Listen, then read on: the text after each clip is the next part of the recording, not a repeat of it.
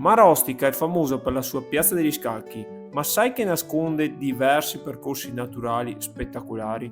Se ami l'avventura, devi assolutamente provare questo itinerario. Partiamo da Borgo Panica, vicino a Porta Preganzina.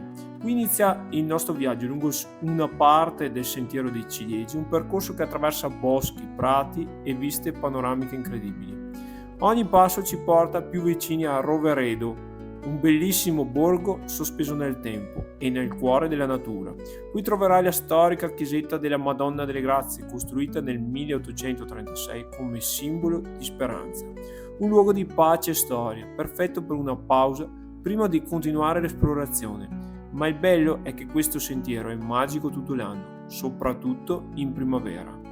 Pronto a scoprire questa perla nascosta? Tagga il tuo compagno di avventura e seguimi per altre meraviglie d'Italia.